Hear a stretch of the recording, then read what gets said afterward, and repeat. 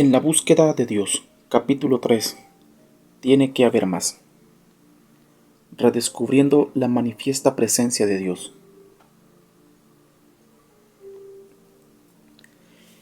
Yo no sé cuál será su sentir, mi querido amigo, pero hay una pasión compulsiva en mi corazón que me dice al oído que hay más de lo que yo ya conozco, más de lo que yo ya tengo. Esto me hace estar celoso del apóstol Juan, quien escribió el Apocalipsis. Me causa envidia las personas que, trascendiendo este mundo, han logrado vislumbres de otro mundo y de otros ámbitos, y ven cosas acerca de las cuales yo apenas alcanzo a soñar. Yo sé que sí hay más, y una de las razones por las cuales lo sé son las personas que lograron ese más y nunca volvieron a ser los mismos de antes, procuradores de la presencia de Dios. Mi oración a Dios es: yo te quiero ver tal como Juan te vio. A través de toda mi lectura y estudio de la Biblia, jamás encontré a ninguna persona que la Escritura mencione que haya tenido un encuentro real con Dios y luego se haya apartado y rebelado contra Él. Una vez que usted ha experimentado al Señor en su gloria, no puede darle la espalda ni olvidarse de su toque divino. Ya no es un argumento o una doctrina, sino una experiencia. Por eso es que el apóstol Pablo decía: yo sé en quién he creído. Segunda de Timoteo 1:12.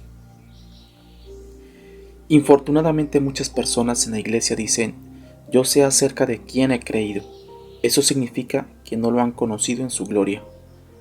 Una razón por la cual la gente sale de las iglesias por la puerta trasera tan rápido como entra por la puerta principal es porque ha tenido más un encuentro con el hombre y con nuestros programas que un verdadero encuentro con Dios, con la inolvidable majestad y el poder del Todopoderoso. Lo que se necesita es experiencias como la del camino a Damasco, como el encuentro de Saulo con Dios mismo. Esto habla con claridad de la diferencia entre la omnipresencia y la presencia manifiesta de Dios. La frase omnipresencia de Dios se refiere al hecho de que Él está en todas partes, en todo momento. Él es esa partícula en el núcleo atómico que los físicos nucleares no pueden ver, sino tan solo rastrear. El Evangelio de Juan menciona esta cualidad cuando dice: y sin Él nada de lo que ha sido hecho fue hecho. Juan 1:3. Dios está en todo lugar y en todas las cosas. Él es el componente de todo, tanto de la sustancia que aglutina las partes del universo, como de esas partes en sí. Esto explica por qué una persona puede sentarse en el banquillo de un bar en estado de ebriedad y de repente sentir la convicción del Espíritu Santo, sin el beneficio de un predicador, de la música o de cualquier otra influencia cristiana. Dios está allí en el bar con ella, y la aletargante capacidad del alcohol de disminuir las inhibiciones también elimina su inhibición hacia Dios. Infortunadamente en ese momento no es siempre una elección de su voluntad la que la mueve a acercarse a Dios, sino más bien el hambre de su corazón. Su mente está adormecida, pero su corazón está hambriento. Cuando su mente se recupera para descubrir que su voluntad no ha sido quebrantada, a menudo retrocede por cuanto no ha sido un encuentro válido. Un corazón hambriento dentro de un hombre con una mente no dispuesta y una voluntad sin quebrantar, no sometida, es equivalente a la miseria misma. Ahora bien, si Dios puede hacer esto en el recinto de una cantina, ¿por qué habríamos de sorprendernos por todas las demás cosas que puede hacer por sí mismo? La mayoría de los creyentes que no tenían un trasfondo religioso le dirán que la primera vez que sintieron una punzada de convicción de parte de Dios fue en cualquier lugar o ambiente diferente a un servicio religioso. Todos estos ejemplos ilustran los efectos de la omnipresencia de Dios, su atributo de estar presente simultáneamente en todo lugar y en todo momento. La presencia manifiesta de Dios. Pero aunque Dios está presente en forma simultánea en todo lugar y en todo momento, también hay ocasiones cuando concentra la esencia misma de su ser en lo que muchos llaman la manifiesta presencia de Dios. Cuando esto ocurre, hay una fuerte sensación y conciencia de que Dios mismo ha entrado al recinto. Se podría decir que aunque ciertamente Él está en todas partes a toda hora, existen también periodos específicos de tiempo cuando está más aquí que allá. Por una razón divina, Dios elige concentrar su presencia o revelarse a sí mismo con mayor intensidad en un lugar que en otro, y en un tiempo más que en otro cualquiera.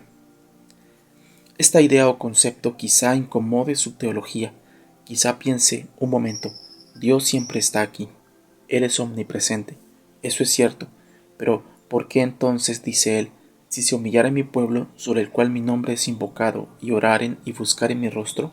Ver 2 de Crónicas 7:14. Si ellos ya son su pueblo, ¿qué otro nivel de Él deben buscar? Buscar su rostro. ¿Por qué? Porque su favor fluye donde quiera que se dirige su rostro.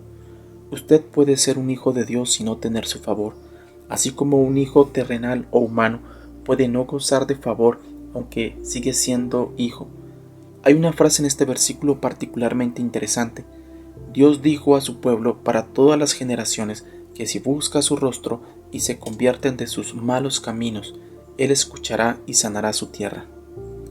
¿Cómo pueden ser el pueblo de Dios y andar en malos caminos? Tal vez nuestros malos caminos explican por qué estamos satisfechos de andar en vecindad con Él, en vez de contemplar fijamente su rostro. Lo único que volverá el enfoque y el favor de Dios hacia nosotros es nuestra hambre de Él.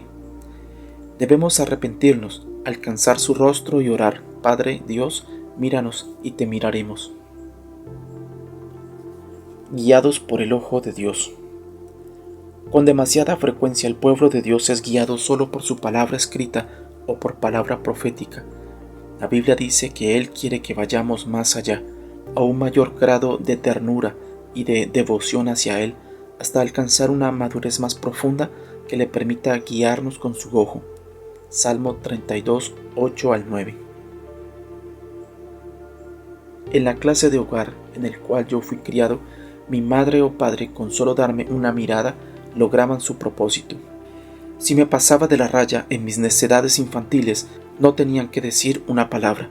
Solo con una mirada a sus ojos me daban la guía y dirección que necesitaba. ¿Todavía necesita usted oír una voz de trueno detrás del púlpito? ¿O una penetrante palabra profética para enderezar sus caminos? ¿O es capaz de leer las emociones de Dios en su rostro? Tiene un corazón blando y tierno, tanto que la mirada de Dios puede guiarlo y hacerle sentir convicción de pecado. Cuando Él mira su camino, está dispuesto a decir: no puedo hacer eso, no puedo decir tal cosa o ir a ese lugar porque desagradaría a mi Padre. La mirada de Jesús produjo convicción de pecado en Pedro, y como si fuera música escuchada en el altar, el canto de un gallo conmovió hasta las lágrimas su tierno corazón. Dios está en todo lugar, pero no dirige su rostro y su favor a todo lugar.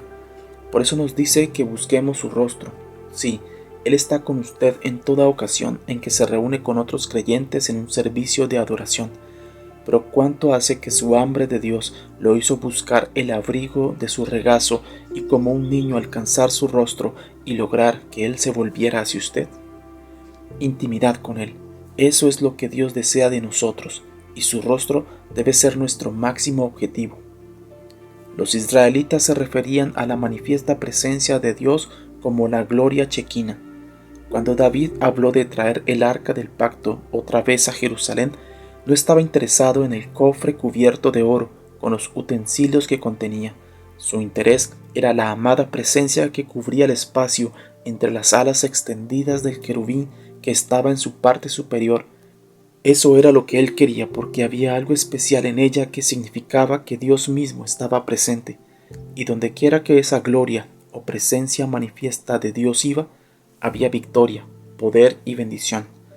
La intimidad con Dios siempre nos traerá su bendición, pero la búsqueda de la bendición no siempre nos traerá la intimidad. El motivo de nuestro clamor es una restauración de la presencia manifiesta del Señor. Cuando Moisés estaba expuesto a la gloria de Dios, el residuo de esa gloria Hacía su rostro tan resplandeciente que cuando bajó del monte el pueblo dijo: Moisés, cubre tu rostro, no podemos soportar mirarte así. Éxodo 34, 29 al 35. Cuando alguien o algo es expuesto a la manifiesta presencia del Señor, comienza a absorber la esencia misma de Dios. ¿Se imagina cómo sería en el lugar santísimo? ¿Cuánto de la gloria de Dios fue absorbida por las pieles de tejón, por el velo y el arca misma? El legado de un lugar donde Dios permanece. Cuando Dios se manifiesta entre la gente o visita un lugar, comienzan a ocurrir cosas solo porque Él está allí. Si no lo cree, pregúnteselo a Jacob. Miremos en particular aquel viaje en huida de sus problemas. En un determinado momento, Dios le dijo que regresara a Betel, que significa casa de Dios, y Él le dijo a los miembros de su familia: si podemos regresar a Betel, construiré un altar a Dios y todo estará bien. Génesis 35, 1 al 3. Jacob sabía que la presencia de Dios habitaba en Betel. Es interesante leer lo que ocurrió cuando Jacob y su familia hicieron ese viaje a Betel. Y salieron, y el terror de Dios estuvo sobre las ciudades que había en sus alrededores, y no persiguieron a los hijos de Jacob. Génesis 35, 5. La palabra hebrea terror proviene de una raíz que significa postrarse, abatirse, ya sea por violencia o por confusión y temor. Si queremos que el temor del Señor vuelva al mundo, entonces la Iglesia debe regresar a Betel, el lugar de su manifiesta presencia. Tropezando con la nube. La presencia manifiesta de Dios a menudo permanece en un lugar, aunque no haya nadie a su alrededor. Recuerdo el día cuando un miembro de la junta de una iglesia que el Señor había invadido cruzó la plataforma en el santuario un día de mitad de semana. No regresó. 3 horas más tarde alguien notó que no estaba y fue a buscarlo. Había penumbra en el santuario, y cuando se encendieron las luces, allí estaba el hombre postrado en la plataforma donde había caído después de tropezar con la nube de la presencia de Dios. Hay ocasiones cuando una nube de la presencia de Dios aparece repentinamente, porque su pueblo entra en adoración. Entonces las cosas se tornan impresionantes. Bien puede ser la bruma de la gloria de Dios que comienza a volverse densa ante nuestros ojos. Yo no tengo una clara comprensión de ella, pero le cuento que ha ocurrido. Uno de los pastores en esta iglesia a la cual me refiero tenía un cuñado que era ateo. De hecho, no era ateo en realidad, sino un incrédulo del Evangelio. Este cuñado era el tipo de persona a quien uno quiere evitar en las reuniones familiares porque siempre causa problemas y promueve discusiones. En medio de la invasión de esta iglesia que menciono, este hombre llamó a su hermana, la esposa del pastor, y le dijo: «Mira, salgo en un vuelo para allá. ¿Me pueden recoger en el aeropuerto? Quiero pasar un par de días con ustedes». El pastor supo que algo ocurría porque su cuñado nunca había hecho esto antes. Cuando llegó era obvio que no tenía idea de qué estaba haciendo allí. Esto precisamente era lo extraño. Trataban de hacer tema de conversación sin tener nada en común entre ellos. Al principio hablaron del estado del tiempo y luego se sumieron en un largo silencio dentro del vehículo en el cual regresaban del aeropuerto. Cuando pasaron por la iglesia, el pastor dijo: «Esa es nuestra iglesia. Acabamos de finalizar su remodelación». Como su pariente nunca la había visto antes, pensó que era otro pretexto para romper el hielo en ese momento de silencio, y el pastor dijo: «Tú no quieres entrar a verla, ¿no es cierto?». Para su enorme sorpresa, su incrédulo cuñado dijo que sí entraría. Yo no estoy preparado para esto. Entraron al parqueadero y luego el pastor abrió la puerta del templo. Su cuñado le seguía y también su esposa. El pastor entró y mantuvo la puerta abierta para que entrara, y en el momento en que este hombre puso su pie al otro lado del umbral del templo, se volvió un ovillo y comenzó a llorar y a exclamar: «Dios mío, ayúdame, yo no estoy preparado para esto, yo no sé cómo hacerlo, ¿qué voy a hacer yo?». Entonces agarró al pastor y le dijo: «Dígame cómo ser salvo ahora mismo». Todo el tiempo estuvo retorciéndose en el piso y llorando incontrolablemente. Entonces este pastor guió a su cuñado a aceptar al Señor echado allí en el piso, con su cuerpo mitad adentro y mitad afuera del templo, mientras su esposa mantenía con paciencia la puerta abierta. Su incrédulo hermano había tenido un encuentro con el remanente de la presencia latente de la gloria de Dios. Tan pronto como recuperó un poquito de coherencia, le preguntaron ¿qué te ocurrió? Él respondió: yo no sé cómo explicarlo.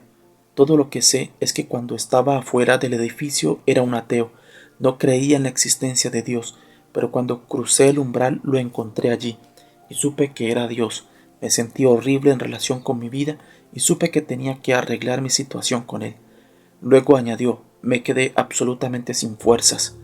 ¿Qué podría ocurrir en una ciudad o en una región si esta fuerza de su presencia se expandiera más allá de la edificación de la iglesia? La unción y la gloria. Cuando la unción de Dios reposa sobre la naturaleza humana, hace fluir en ella lo mejor. Uno de los cuadros más claros que encontramos en la Biblia en cuanto a la unción y su propósito está en el libro de Esther. Cuando Esther se preparaba para su presentación ante el rey de Persia, se le sometió a un año de purificación durante el cual fue repetidas veces bañada con una unción fragante y perfumada. Como una ironía, utilizaban los mismos ingredientes presentes en la adoración de los hebreos: incienso y aceite de unción. Un año de preparación para una noche con el rey. Un beneficio lógico de todos estos baños con perfumes era que cada hombre que se le acercara dijera o pensara: ¡qué fragancia! ¡Qué aroma! ¡Qué bien hueles! Sin embargo, Esther no les dio tanta importancia por la misma razón que usted y yo jamás permitiríamos que la opinión y aprobación de los demás nos distrajera. El propósito de la unción no es lograr la simpatía humana, sino la del rey. Es mucho más importante la aprobación del rey que la de la gente. El rey David fue ungido por Dios mucho antes de ser ungido por el hombre. Buscó la aprobación de Dios más que la aprobación humana. Él buscó a Dios hasta alcanzarlo. Hemos prostituido demasiado la unción de Dios. Nos preparamos para Él y nos empapamos de su preciosa fragancia, y luego todo lo que hacemos es un espectáculo para la gente. Nunca llegamos a la recámara del rey, pues en el camino terminamos flirteando con otros, seducidos por ellos. Nos convertimos así en amantes baratos. Es necesario que recordemos que nuestro rey no aceptará productos sucios o manchados. Solamente las vírgenes pueden entrar a su recámara. Digo que prostituimos la unción del Señor en el sentido en que consideramos qué buena predicación o qué hermosa interpretación, y le damos al hombre la gloria y la atención, o la buscamos de él. Procuramos agradar a la carne, buscamos la complacencia humana. Aún nuestros servicios están estructurados para complacer a la gente. La unción produce en realidad una cantidad de cosas buenas en nuestra vida y rompe el yugo de la opresión. Pero estas son solo un subproducto. Es algo así como cuando yo me aplico colonia para agradar a mi esposa. El subproducto es que yo huelo bien a todo el mundo, pero el verdadero propósito al aplicármela es en forma primordial ella y no los demás. El problema con la unción surge cuando la utilizamos para impresionar y para flirtear unos con otros. Pasamos por alto su propósito primario de encubrir el ofensivo humor de nuestra propia carne. Cuando Esther entró a la recámara de las mujeres del rey, recibió aceites y jabones para su purificación. Este saturante proceso estaba diseñado para convertir una chica campesina en una princesa. Repito que el verdadero propósito de la unción no es hacer una buena impresión, parecer bien u oler bien a la gente. Estos son solo sus subproductos, pero el propósito real es merecernos su favor en la recámara del rey. Nuestra carne tiene un humor fuerte ante el rey, y la unción nos hace aceptables ante él. Es de Dios el proceso de convertir campesinas en princesas y novias potenciales en esposas. La unción nos permite adorar o predicar mejor, pero necesitamos recordar que ella, ya sea que venga a nosotros individualmente o en forma colectiva, no es el fin en sí misma, sino el comienzo. Algunos pueden prostituir la unción danzando frente al velo de la presencia de Dios sin darse cuenta que el propósito integral es prepararlos para entrar, para traspasar el velo y penetrar en su gloria. La recámara del Rey, el lugar santísimo, espera a los ungidos. El aceite de la unción era derramado sobre todas las cosas en el lugar santísimo, incluyendo las vestiduras del sacerdote. Luego tomaban perfume en polvo para ungir el ambiente. Después tomará Aarón y sus sucesores un incensario lleno de brasas de fuego del altar de delante de Jehová y sus puños llenos del perfume aromático y molido, y lo llevará detrás del velo. Y pondrá el perfume sobre el fuego delante de Jehová, y la nube del perfume cubrirá el propiciatorio que está sobre el testimonio, para que no muera. Levítico 16, 12 y 13. Bajo las ordenanzas del Antiguo Testamento, la última cosa que el sumo sacerdote hacía antes de entrar al lugar santísimo era ubicar un puñado de incienso, símbolo de la unción, en un incensario y meter sus manos y el incensario a través del velo para producir una densa cortina de humo. ¿Para qué? Para cubrir el propiciatorio, para que el sumo sacerdote no muriera. Levítico 16:13. El sacerdote tenía que provocar humo suficiente para camuflar o esconder su carne de la presencia de Dios. La unción habla de la acción del hombre en la adoración. Era la adoración ungida la que llenaba el lugar santísimo con humo y hacía posible que un hombre pudiese estar en la presencia de Dios en un lugar encubierto y vivir. En otras ocasiones, en el Antiguo Testamento, Dios salió del lugar santísimo e hizo su propia nube encubridora para que el hombre no lo viera y pereciera.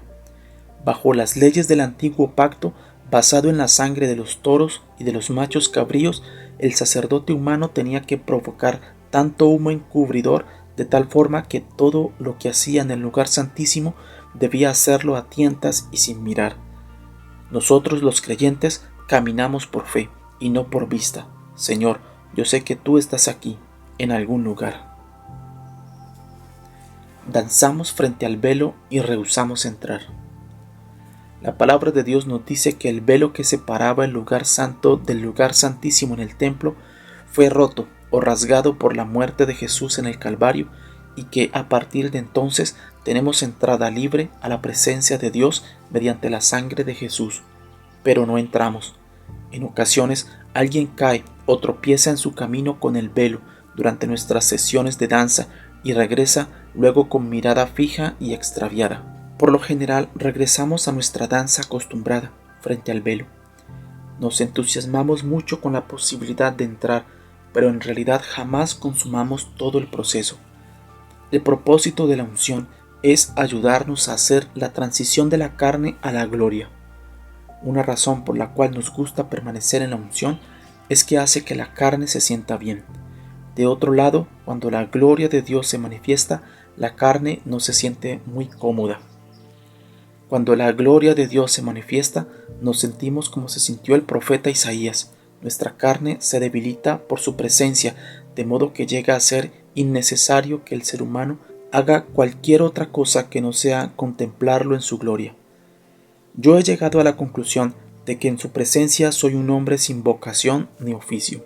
No hace falta que yo predique si Dios muestra su gloria. La gente ya es convencida de la santidad de Dios sencillamente por su presencia. Al mismo tiempo, se sienten convictos de su impiedad y de su necesidad de arrepentirse y de vivir una vida santa. Están conscientes de su indignidad para rendir adoración y alabanza, y son atrapados por un apremiante deseo de profundizar su relación con Dios y de guiar a otros a su presencia. Jacob oró y luchó por una bendición, pero lo que recibió fue un cambio. Su nombre, su caminar y su conducta fueron cambiados. Yo estoy convencido que a fin de producir un cambio divino en nuestra vida, a veces Dios coloca una pequeña marca de muerte en nuestros cuerpos, como ocurrió en la cadera de Jacob. Algo de nosotros muere en nuestro interior cada vez que confrontamos su gloria. Es como poner un punto de contacto para lo santo. Así como Isaías recibió los carbones encendidos en sus labios y fue cambiado, así recibimos el pan caliente de su presencia y somos transformados para siempre. A medida que nuestras pasiones, impulsos y deseos carnales mueren, más de nuestro espíritu y del hombre interior cobra vida. Los primeros 6 capítulos de la profecía de Isaías están dedicados a los ayes. Él dice: ay de mí, ay de ti, ay de todo el mundo. Pero cuando el profeta vio al Señor alto y sublime, comenzó a hablar de cosas que solo pueden comprenderse en el contexto del Nuevo Testamento. Una cosa no ha cambiado: el proceso de recibir la bendición, con el toque en la cadera o con los carbones encendidos en nuestros labios carnales. Todavía nos hace sentir mal.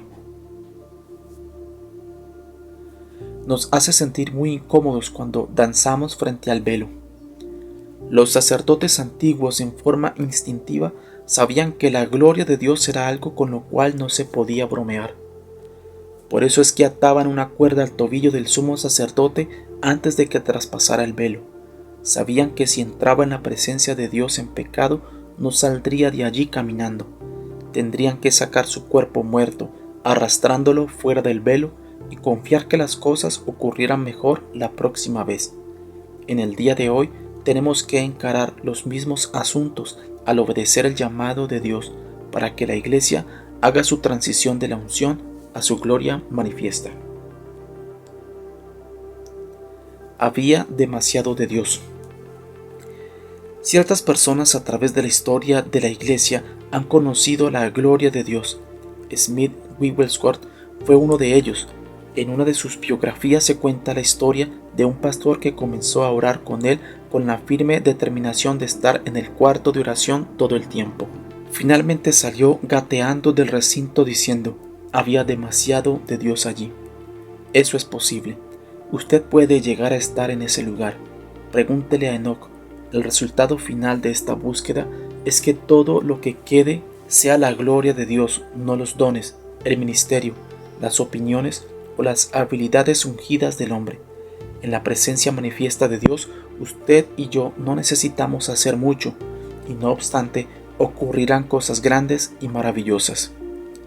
De otro lado, cuando usted y yo somos los que hacemos el trabajo, los resultados son pocos y no hay mucho de la gloria de Dios en él. Esa es la diferencia. Otra ilustración de la diferencia entre la unción y la gloria de Dios es esta. Cuando usted camina descalzo en un día fresco y frío y toca a alguien, recibirá una pequeña descarga eléctrica. También recibirá una descarga si agarra un cable de alta tensión y recibe 220 voltios en sus manos desnudas. En ambos casos, el poder de la descarga es la energía eléctrica y ambas operan por el mismo principio. La una le dará un pequeño corrientazo, la otra tiene el potencial de matarlo instantáneamente o de iluminar su mundo. Las dos provienen de la misma fuente, pero difieren en poder, propósito y alcance. Si le permitimos al Señor reemplazar nuestros programas con su latente presencia, entonces cuando quiera que la gente traspase las puertas de nuestras iglesias o cuando se mezcle con nosotros en el bulevar, será convencida de pecado y se apresurará a arreglar cuentas con Dios sin necesidad de decir una sola palabra. Discutiremos este tópico en forma más detallada en el capítulo 8 titulado El propósito de su presencia. No tenemos a Dios bajo cerrojo. Necesitamos aprender a darle la bienvenida y a mantener la manifiesta presencia de Dios de tal manera que aún el remanente de lo que ha ocurrido entre nosotros lleve a los pecadores al punto de convicción y conversión inmediata. Yo estoy hambriento de la expresión de tal clase de avivamiento, pero si no somos cuidadosos haremos que la lámpara se apague. Nosotros no tenemos a Dios bajo cerrojo, porque aún no estamos casados con Él. Todavía está buscando una novia sin mancha ni arruga, y debemos recordar que ya una vez desechó una novia ante el altar y quizá deseche otra. Yo creo que si fuera necesario, Dios destruiría la iglesia tal como la conocemos, para alcanzar las ciudades. Él no está enamorado de nuestra imperfecta visión de su perfecta iglesia. Su interés está en la casa que Él mismo edifica. Si nuestra humana y maloliente monstruosidad se interpone en el camino de lo que Él quiere realizar, Entonces removerá nuestra pila de basura a fin de alcanzar a los hambrientos. El deseo de su corazón es alcanzar a los perdidos, y si no escatimonia a su propio Hijo para salvarlos, tampoco nos eximirá a nosotros. Debemos actuar de acuerdo a lo que Dios quiere hacer. La misma Biblia que usted y yo llevamos a los servicios de la iglesia semana tras semana dice: si nosotros no lo alabamos, las piedras clamarán. Si la iglesia no le rinde alabanza y obediencia, Él levantará personas que lo hagan.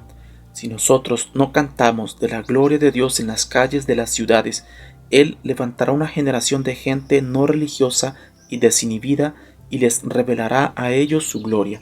Su problema es que sufrimos la fatal enfermedad espiritual del desgano. No estamos suficientemente hambrientos. Solo nos sirve el arrepentimiento. Dios no se manifiesta a las personas que solamente buscan sus beneficios. Él se revela a quienes buscan su rostro. En el Antiguo Testamento, cuando una persona rehusaba mostrarle su rostro, con deliberación se apartaba de usted. Las antiguas órdenes de la Iglesia practicaban la separación y el enclaustramiento. Podemos jactarnos de nuestros logros o ignorar nuestras insuficiencias, pero no importa lo que hagamos, solo el arrepentimiento nos llevará a una recta situación con el Señor. La única manera en que Él cambiará su visitación en avivamiento y hará en nosotros morada permanente para vida es si le preparamos un lugar con lágrimas y arrepentimiento, porque no tolerará más nuestra ignorancia. Literalmente cerrará sus ojos para no mirarnos, para que su mirada no nos destruya. Dios está cansado de gritar instrucciones a la iglesia. Él quiere guiarnos con su sola mirada. Eso significa que tenemos que estar lo suficientemente cerca de Él para ver su rostro. Él está cansado de corregirnos mediante la censura pública. Por mucho tiempo hemos buscado sus manos, deseamos lo que puede hacer por nosotros, anhelamos sus bendiciones, queremos el oro y el moro, los panes y los peces. Sin embargo, eludimos el elevado compromiso que implica buscar su rostro. Si usted busca su rostro, entonces encuentra su favor. Por largo tiempo hemos disfrutado la omnipresencia de Dios, pero ahora estamos experimentando breves momentos de su visitación mediante su manifiesta presencia, la cual hace vidas rectas y pone en desbandada las fuerzas demoníacas. Cuando la unción se hace presente, si es un predicador, predicará mejor, pero cuando la gloria de Dios se manifiesta, no puede hacer nada, tiembla, tartamudea y quiere hacerse a un lado del camino. Si es un cantante, la unción lo hará cantar mejor, pero con la gloria presente apenas podrá cantar. ¿Por qué? Porque Dios ha declarado que ninguna carne se gloriará en su presencia. Eso no quiere decir que usted es una mala persona o que vive en pecado. Significa que es carne y sangre confrontado con la presencia misma de Dios. ¿No evoca esto viejos recuerdos de lo que ocurrió en la dedicación del templo de Salomón? Los sacerdotes no pudieron permanecer en él para ministrar, no quedaron hambrientos de bendición. Pienso que cayeron sobre sus rostros con temor. Si alguna vez he oído a Dios. Cuando la gloria de Dios se manifiesta, la gente hace cosas bien raras. Yo lo he presenciado noche tras noche en reuniones en donde la gloria del Señor se ha manifestado. Una noche una dama dijo: jamás había estado en esta iglesia. Honestamente estaba planeando abandonar a mi esposo en la mañana, pero esta noche, a las 7:30. El servicio había comenzado 30 minutos antes, a las 7 en punto. Estando sentada en el comedor de mi casa, Dios me habló. Si alguna vez he oído la voz de Dios fue esta noche. Él me dijo: levántate y vete a la iglesia ahora mismo, a la iglesia que tiene techo verde. Ella entonces vino a la iglesia de techo verde y se sentó en la última banca de atrás. Luego se postró sobre su rostro en medio de las bancas y lloró de arrepentimiento durante 2 horas. Nadie le había dicho lo que tenía que hacer. No es necesario decir que su matrimonio también se salvó. Avivamiento verdadero es cuando no tenemos una clara comprensión de lo que es avivamiento. De hecho, no tenemos el más mínimo concepto de lo que es un verdadero avivamiento. Durante generaciones, la imagen, o el cuadro que nos hemos hecho de avivamiento es una pancarta o pasacalles enfrente de la iglesia, un elocuente predicador, buena música y unas cuantas personas que deciden unirse a la iglesia. No. Avivamiento real es cuando la gente está comiendo en un restaurante o caminando por la avenida y repentinamente comienza a llorar y dice a sus amigos: no sé lo que anda mal en mí, pero sé que tengo que arreglar mi situación con Dios. Hay avivamiento real cuando la persona más difícil e inalcanzable para el evangelio que usted conoce viene al Señor a pesar de todas las dificultades, hablando con franqueza. La verdadera razón por la cual estas personas no son alcanzadas en otros momentos es porque ven en las iglesias muy poco de Dios y mucho del hombre. Procuramos llenarlas con doctrinas e imprimimos folletos suficientes para empapelar las paredes de edificios enteros. Yo doy gracias a Dios por cada persona alcanzada por un folleto bíblico, pero la gente no quiere doctrina ni folletos, ni están interesados en nuestros débiles argumentos. Quieren sencillamente a Dios. ¿Cuándo aprenderemos que si las personas son atraídas a la fe mediante argumentos, con la misma facilidad pueden ser alejadas de ellas también con argumentos? La gente puede sentirse atraída por nuestra buena música, pero permanecerá interesada solo mientras ésta dure. No podemos competir con el mundo en áreas donde su gente es tanto o más competente que nosotros, pero de otro lado, el mundo no puede competir con la presencia de Dios. Yo le digo un secreto si promete contárselo a alguien más. ¿Quiere saber cuándo comenzará la gente a entrar a su iglesia local? Lo hará tan pronto sepa que la presencia de Dios está allí. Es tiempo de redescubrir el poder de la manifiesta presencia del Señor. Dios busca personas con suficiente hambre de Él como para recibir su presencia. Cuando Él se manifieste, usted no necesitará ninguna publicidad en el periódico, o en la radio, o en la televisión. Todo lo que necesita es tener a Dios allí, y la gente vendrá de cerca y de lejos en cualquier noche. No estoy hablando de teorías o de ficción, esto ya está ocurriendo, y comienza con la oración de los hambrientos. Tiene que haber más.